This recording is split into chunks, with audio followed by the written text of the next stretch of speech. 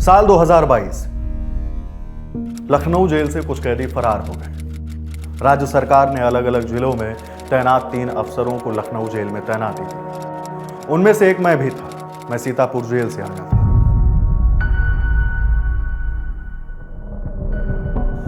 उनहत्तर साल के एसके अवस्थी अपने पुराने किस्से याद कर रहे हैं। इंडिया टुडे से जुड़े आशीष मिश्रा की रिपोर्ट के मुताबिक 9 साल पहले ही वह जेलर पद से रिटायर हुए।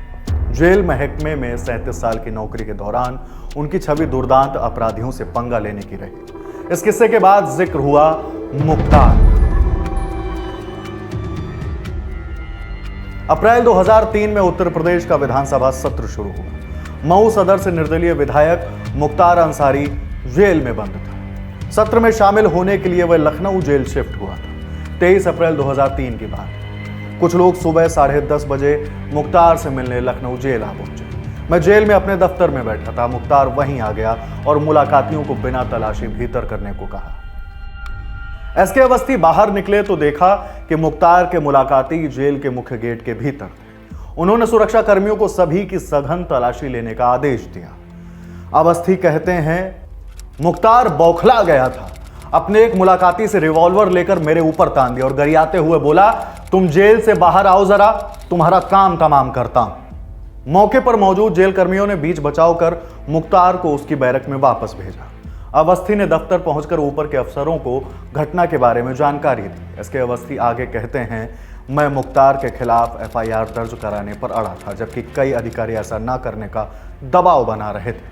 हालांकि अगले दिन एसके अवस्थी लखनऊ के आलमबाग थाने में मुख्तार के खिलाफ FIR दर्ज कराने में कामयाब रहे।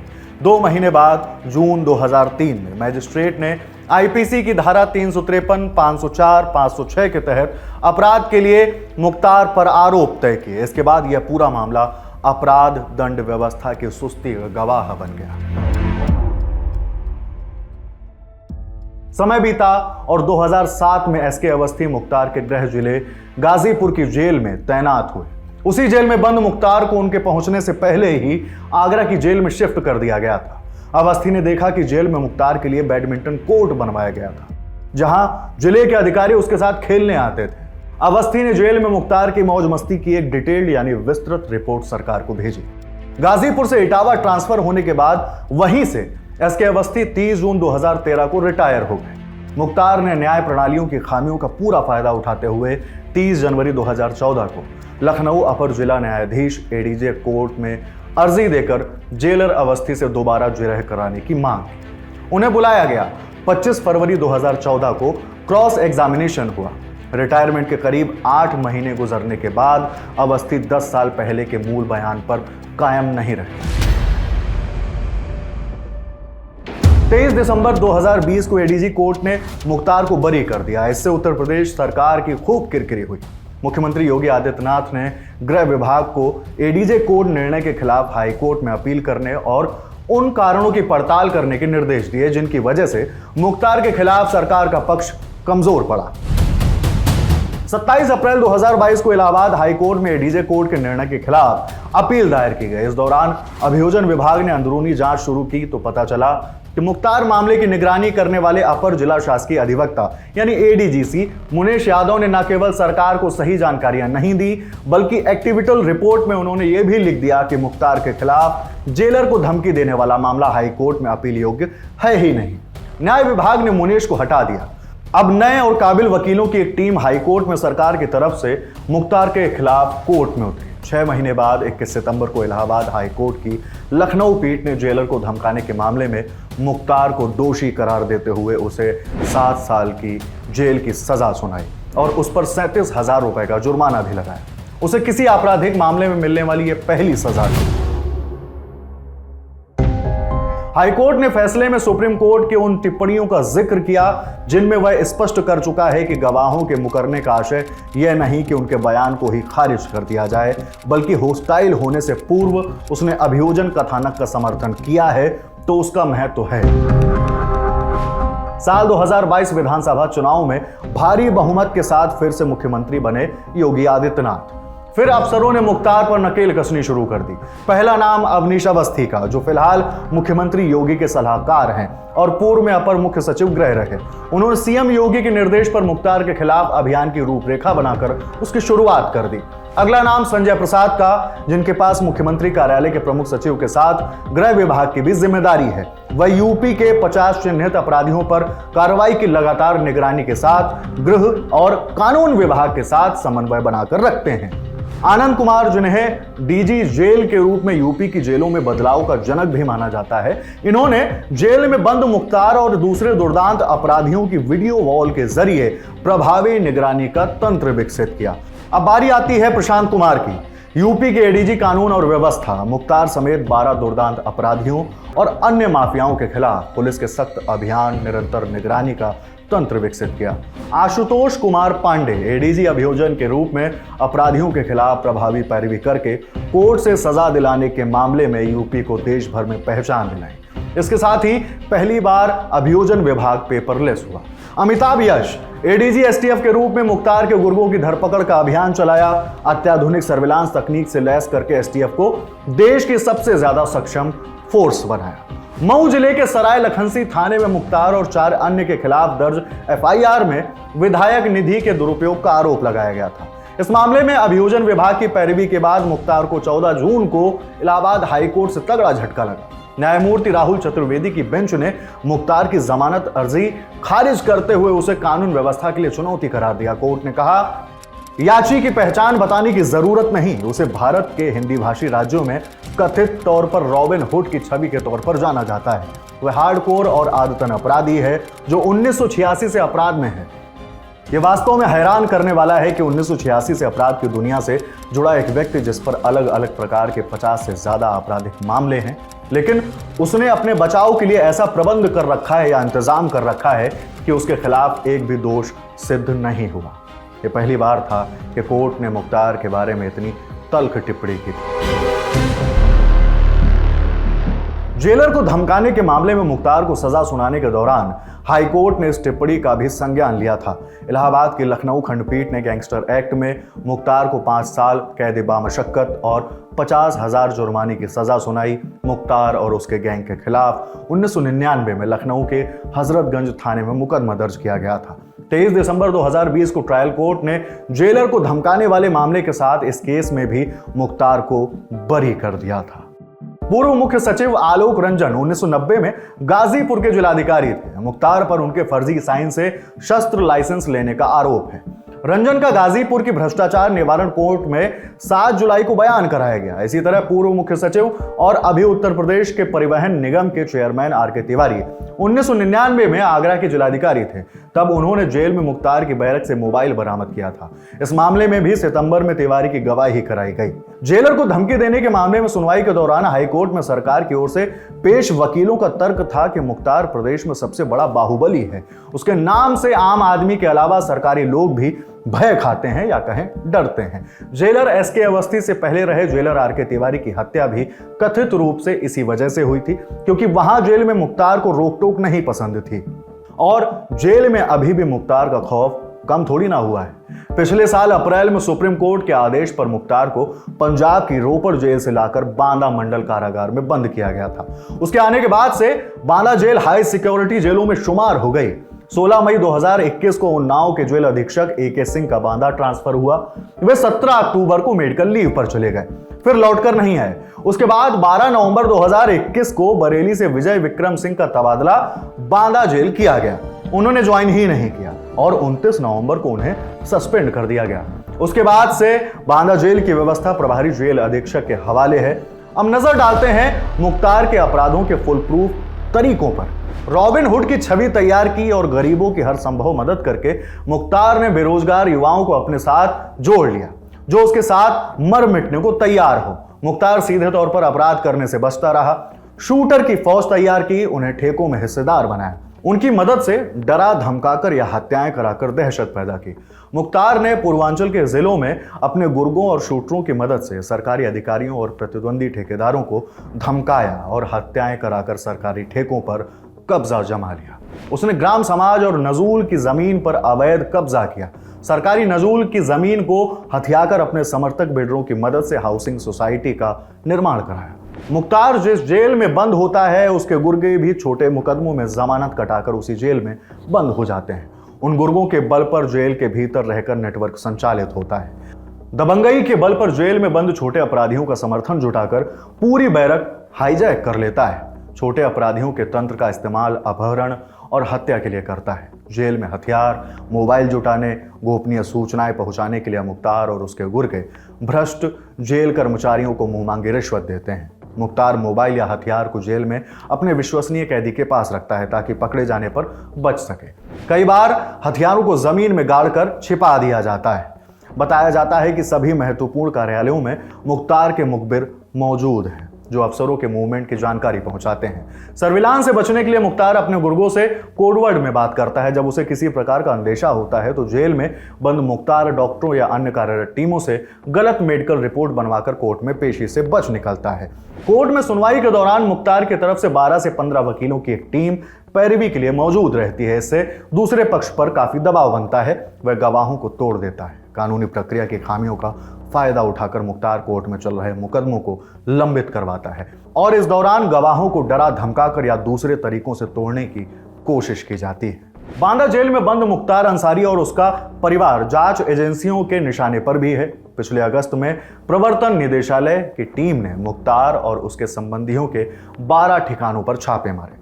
पंजाब की रोपड़ जेल में मुख्तार की कथित खातिरदारी पर सियासी तापमान बढ़ गया। भगवंत मान सरकार की जांच में यह बात सामने आई है कि पूर्व में कांग्रेस की अमरिंदर सिंह सरकार ने पंजाब की जेल में बंद मुख्तार को वीआईपी ट्रीटमेंट दिया था। मान सरकार की जांच के मुताबिक सरकार ने उसका केस लड़ने के लिए सुप्रीम कोर्ट के वकील को हायर किया। वकील को हर सुनवाई के एवज में 11 लाख रुपए फीस के तौर पर दिए। इस तरह पंजाब की कांग्रेस सरकार ने 55 लाख रुपए एक अपराधी की सुनवाई के लिए खर्च कर दिए। मान सरकार ने मुख्तार के वकील के बिलों की मंजूरी देने से इनकार कर दिया, जिसके बाद अब पेच फंसा हुआ है। यूपी की जेल में भी मुख्तार के मददगार कम नहीं है। जून में बांदा जिला प्रशासन ने मंडल जेल कारागार में छापेमारी की थी। उस दौरान कई जेल कर्मचारी मुख्तार की आवभगत में लगे मिले। बांदा के तत्कालीन जिलाधिकारी अनुराग पटेल और पुलिस अधीक्षक अभिनंदन की संयुक्त जांच रिपोर्ट पर डेप्यूटी जेलर वीरेश्वर प्रताप सिंह और 4 बंदी रक्षक निलंबित कर दिए गए थे। मुख्तार समेत पूरे परिवार पर मुकदमे ही मुकदमे हैं, फिर वो चाहे उनकी पत्नी अफसा अंसारी हो या बेटे अब्बास और उमर। मुख्तार के बड़े भाई अफजाल अंसारी पर भी कुल 6 मुकदमे हैं। इसमें हैरानी तो इस बात की है कि मुख्तार जहां अपराध की दुनिया में कुख्यात है, वहीं उसके परिवार का इतिहास गौरवशाली है। उसके दादा डॉक्टर मुख्तार अहमद अंसारी स्वतंत्रता संग्राम आंदोलन के दौरान 1926-27 में भारतीय राष्ट्रीय कांग्रेस के अध्यक्ष थे। दिल्ली में एक सड़क का नाम उनके नाम पर रखा गया है। मुख्तार के पिता सुभानुल्लाह अंसारी एक कम्युनिस्ट पार्टी के नेता थे। इतना ही नहीं, पूर्व उपराष्ट्रपति हामिद अंसारी रिश्ते में मुख्तार के चाचा लगते हैं। 30 जून 1963 को जन्मा मुख्तार अपने 3 भाइयों में सबसे छोटा है। उसके सबसे बड़े भाई सिबगतुल्लाह अंसारी और फिर अफजाल अंसारी हैं। मुख्तार की शुरुआती पढ़ाई गाजीपुर में यूसुफपुर के गवर्नमेंट इंटरमीडिएट कॉलेज में हुई। इसके बाद उसने गाजीपुर गवर्नमेंट पीजी कॉलेज से स्नातक की डिग्री हासिल की। इसी कॉलेज के पूर्व छात्र और आजमगढ़ में वकालत करने वाले अजीजुल हलीम कहते हैं कि कॉलेज के समय से ही मुख्तार की पहचान एक अच्छे निशानेबाज के रूप में होती थी। वह गुलेल से बढ़िया निशाना लगाता था। उस दौर में पूर्वांचल में एक साथ कई विकास योजनाएं शुरू होने पर मुख्तार अपराध की दुनिया में सक्रिय हो गया। इन योजनाओं के ठेके लेने के लिए अलग अलग गिरोह भी सामने आए। उस समय के 2 गिरोह पूर्वी यूपी में प्रमुख थे। एक तरफ मखनू सिंह गैंग और दूसरी तरफ साहिब सिंह गैंग। मुख्तार मखनू सिंह गैंग का मुख्य गुर्गा था। वाराणसी का ब्रजेश सिंह साहिब सिंह गिरोह का मुख्य गुर्गा हुआ करता था। बाद में मुख्तार और ब्रजेश दोनों ने अपना अलग गिरोह बना लिया और रेलवे समेत बिजली विभाग के टेंडर हथियाने की दौड़ में शामिल हो गए। 80 के दशक में मऊ में तैनात रहे सब इंस्पेक्टर प्रदीप सिंह 2003 में डिप्टी एसपी के पद से रिटायर हुए थे। वे बताते हैं कि 1985 में एक प्लॉट पर कब्जे को लेकर मखनू सिंह और साहिब सिंह गिरोह आमने सामने आ गए थे। वहीं से पूर्वांचल में मुख्तार और ब्रजेश सिंह के बीच आपराधिक वर्चस्व की जंग शुरू हुई थी। पुलिस रिकॉर्ड के मुताबिक मुख्तार के खिलाफ पहला आपराधिक मामला 1988 में गाजीपुर सदर कोतवाली में ठेकेदार सच्चिदानंद राय की हत्या का दर्ज किया गया था। प्रदीप सिंह बताते हैं कि राय की हत्या के बाद पूर्वी यूपी में मुख्तार की पहचान एक अपराधी के रूप में हो गई। मुख्तार ने हर जिले में गुर्गे तैयार करने शुरू कर दिए जिन्हें सरकारी ठेकों में हिस्सेदारी मिलती थी। मुख्तार ने जेल से अपराध करने का तंत्र विकसित किया जिसने उसके खौफ में और इजाफा किया। पूर्व डीजीपी बृजलाल मुख्तार की कार्यशैली की परतें खोल देते हैं। वो कहते हैं मुख्तार बेहद शातिर दिमाग अपराधी है। आमतौर पर वह खुद कोई अपराध नहीं करता बल्कि करीबी लोगों के हाथों अंजाम दिलाता है। गवाहों को मारकर, खरीद कर या डरा कर वह पक्ष में माहौल बनाता है। नवंबर 2005 में पूर्व भाजपा विधायक कृष्णानंद राय हत्याकांड और जेल अधीक्षक आर के तिवारी हत्याकांड के दौरान मुख्तार जेल में बंद था। 1989 बैच के पीपीएस अधिकारी रहे शैलेंद्र जनवरी 2004 में उस वक्त चर्चा में आए थे जब स्पेशल टास्क फोर्स के पद पर लखनऊ में तैनाती के दौरान इन्हें मुखबिरों से सूचना मिली कि सेना का एक भगोड़ा लाइट मशीन गन लेकर भागा है और उसे मुख्तार को बेचने की तैयारी में है। उसके बाद शैलेंद्र ने भगोड़े को पकड़कर एलएमजी बरामद की थी। शैलेंद्र का दावा था कि एलएमजी मुख्तार के पास से ही बरामद हुई थी। इसी आरोप के चलते मुख्तार के खिलाफ आतंकवाद निरोधक कानून यानी पोटा के तहत मामला दर्ज कराया गया था। इसके बाद शैलेंद्र मुलायम सरकार के निशाने पर आ गए थे क्योंकि विधायक के तौर पर मुख्तार सपा का समर्थन कर रहा था। सरकार के दबाव में आकर शैलेंद्र ने नौकरी से इस्तीफा दे दिया था। बात यहीं खत्म नहीं हुई। नौकरी से इस्तीफा देने के बाद शैलेंद्र वाराणसी में समाज सेवा कर रहे थे। उसी दौरान वहां के बलवंत राय डिग्री कॉलेज में भ्रष्टाचार का मामला जोर पकड़े हुए था। कॉलेज के छात्रों की मदद मांगने पर वे छात्रों के साथ डीएम के यहाँ गए। डीएम अपने ऑफिस में नहीं थे। करीब घंटे भर तक इंतजार करने के बाद सभी वहां से लौट आए थे। इसके बाद डीएम ऑफिस के चपरासी लाल जी ने वाराणसी की कैंट कोतवाली में डीएम ऑफिस के विश्राम कक्ष की कुर्सियों को तोड़ने, डीएम की कुर्सी पर बैठने, नारा लगाने और सरकारी काम में बाधा पहुंचाने का मामला दर्ज करवाया था। शैलेंद्र कहते हैं इस मामले में उन्हें जेल भेजकर प्रताड़ित करने की पूरी तैयारी थी। कोर्ट में पेशी के दौरान वकीलों के भारी विरोध के बाद उन्हें कोर्ट से ही जमानत दे दी गई। हालांकि शैलेंद्र को कोर्ट के काफी चक्कर लगाने पड़े। मार्च 2017 में योगी सरकार बनने के बाद दिसंबर 2017 में शैलेंद्र के ऊपर दर्ज मुकदमों को वापस लेने की प्रक्रिया शुरू हुई। सभी पक्षों को सुनने के बाद वाराणसी की सीजेएम कोर्ट ने 6 मार्च 2021 को शैलेंद्र पर दर्ज मुकदमों को वापस लेने को मंजूरी दी। शैलेंद्र इन दिनों लखनऊ में रहकर प्राकृतिक खेती और क्लीन एनर्जी, ग्रीन एनर्जी के क्षेत्र में नए प्रयोग कर रहे हैं। दूसरे कई गैंगस्टरों की तरह मुख्तार ने भी अपनी सुरक्षा के लिए सियासत को ढाल बनाया। पूर्वी यूपी में जमीन और तालाबों के अवैध कब्जे के खिलाफ लड़ रहे मऊ के सामाजिक कार्यकर्ता छोटेलाल गांधी के शब्दों में अपनी आपराधिक करतूतों को कवच देने के लिए मुख्तार ने 1995 से मऊ विधानसभा सीट पर राजनीतिक सक्रियता बढ़ा दी थी। इस सीट पर 30% से ज्यादा मतदाता मुसलमान हैं जिनका समर्थन मुख्तार को था। 1996 में इसी सीट से मुख्तार ने बहुजन समाज पार्टी के टिकट पर विधानसभा चुनाव लड़ा और जीत हासिल की। उसके बाद वह इस सीट से लगातार 5 बार विधायक बना। 1996 में पहला चुनाव जीतते ही मुख्तार बसपा से अलग हो गया। 2002 और 2007 में वह निर्दलीय उम्मीदवार के तौर पर विधायक बना। उसने मऊ और गाजीपुर में रॉबिनहुड की तरह अपनी छवि बनाई जो बड़े सरकारी ठेकों में वर्चस्व स्थापित कर गरीबों की मदद करता था। इस रणनीति से मुख्तार के समर्थकों की संख्या बढ़ती चली गई। 2002 के विधानसभा चुनाव में मुख्तार के भाई अफजाल अंसारी पूर्वी यूपी के तत्कालीन प्रमुख भाजपा नेता कृष्णानंद राय से मोहम्मदाबाद सीट से हार गए। इसमें राय को माफिया ब्रजेश सिंह का भी साथ मिला था। इस चुनाव के बाद गाजीपुर और मऊ में हिंदू मुसलमान वोटों का ध्रुवीकरण होने लगा। 2005 में जब मऊ में दंगे हुए थे तब मुख्तार खुली जीप में घूम रहा था। अक्टूबर 2005 में मुख्तार को दंगा करने के आरोप में जेल जाना पड़ा था। तब से वह जेल में है। 2008 में वह फिर बसपा में आ मिला। 2009 के लोकसभा चुनाव की तैयारी कर रही तत्कालीन मुख्यमंत्री मायावती ने मुख्तार को गरीबों का मसीहा बताया और दावा किया कि उसे आपराधिक मामलों में झूठा फंसाया गया है। 2009 के लोकसभा चुनाव में मुख्तार जेल में रहते हुए वाराणसी सीट से उम्मीदवार बना लेकिन भाजपा के मुरली मनोहर जोशी से हार गया। 2010 में मायावती ने मुख्तार के आपराधिक मामलों में लिप्त होने की बात स्वीकारी और उसे पार्टी से निकाल दिया। उसके बाद मुख्तार ने अपने भाइयों के साथ मिलकर कौमी एकता दल नाम से नई पार्टी बनाई। इसी पार्टी के प्रत्याशी के तौर पर 2012 में वह मऊ का विधायक बना। 2014 में उसने वाराणसी संसदीय सीट से नरेंद्र मोदी के खिलाफ लड़ने का ऐलान किया। बाद में यह दलील देकर पीछे हट गया कि इससे सांप्रदायिक आधार पर वोटों का विभाजन हो जाएगा।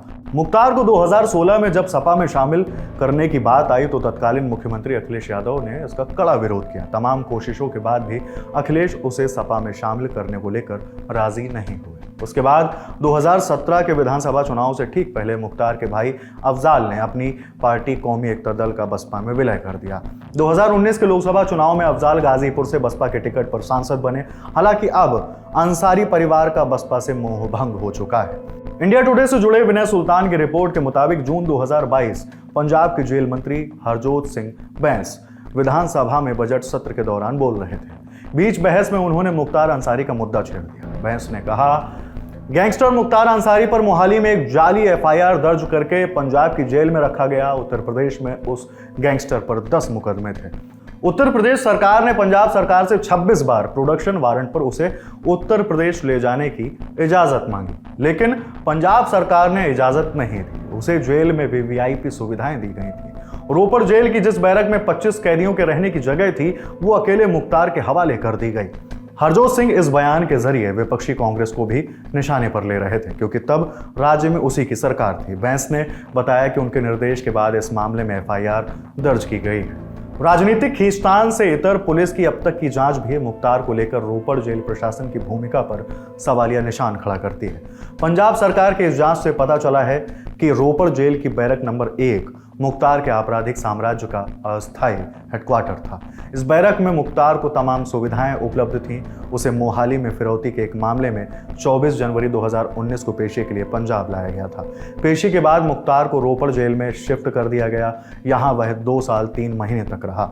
इस दौरान उसका पूरा परिवार रोपड़ में ही एक किराए के मकान में रह रहा था। जांच से जुड़े सूत्रों के मुताबिक मुख्तार की बैरक में सिर्फ उसके परिवार के लोग ही जा सकते थे। जेल के स्टाफ को भी बैरक में जाने की इजाजत नहीं थी। हर दिन उससे मिलने के लिए बुर्का पहने एक महिला जेल में जाती थी और घंटों बैरक के भीतर रहा करती थी। जांच से जुड़े सूत्र बताते हैं कि ये महिला कोई और नहीं बल्कि मुख्तार की बेगम थी। जेल में उनके आने जाने के दौरान सीसीटीवी कैमरा बंद रहा करते थे। ऐसा नहीं था कि उस समय हो रही अनियमितताओं पर किसी की नजर नहीं गई थी। 18 दिसंबर 2019 को रोपड़ के सेशन जज हरप्रीत कौर ने जेल का औचक निरीक्षण किया। वे जब बैरक नंबर 1 के सामने पहुंची तो उन्होंने बैरक को अंदर से बंद पाया। उन्होंने मौके पर मौजूद जेल उप अधीक्षक जगजीत सिंह से इसका कारण पूछा। जवाब मिला कि बैरक में कुछ निर्माण कार्य चल रहा है, इसलिए दरवाजा नहीं खोला जा सकता। हरप्रीत ने पूरे वाकये को अपनी रिपोर्ट में दर्ज किया। जांच से जुड़े सूत्र बताते हैं कि उस वक्त मुख्तार अंसारी की पत्नी जेल में मौजूद थी और इसके चलते बैरक का दरवाजा अंदर से बंद कर लिया गया था। सेशन जज हरप्रीत कौर ने बाद में इस मामले में एक विभागीय जांच के भी आदेश दिए। हालांकि जांच के बाद भी जेल विभाग ने सभी आरोपी जेल अधिकारियों को क्लीन चिट दे दी थी। मुख्तार जिस तरह जेल को अपनी आरामगाह बनाए हुए था, वह सरकारी तंत्र की मिली भगत के बिना संभव नहीं था।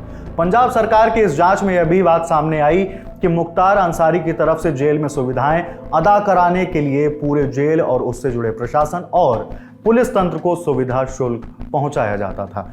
जांच से जुड़े सूत्र बताते हैं कि मुख्तार दिल्ली में बैठे एक राजनेता के जरिए सूबे के मुख्यमंत्री अमरिंदर सिंह से संपर्क साधने में कामयाब रहा था।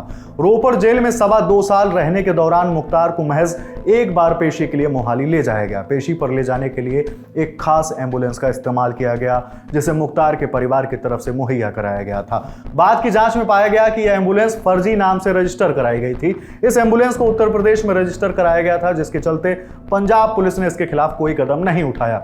फिलहाल मामले की जांच जारी है। पंजाब पुलिस के एक आला अधिकारी के अलावा स्पेशल डीजी जेल भी इस मामले की जांच कर रहे हैं। पंजाब सरकार के जेल मंत्री हरजोत सिंह का दावा है कि जांच में आगे और भी चौंकाने वाले खुलासे हो सकते हैं।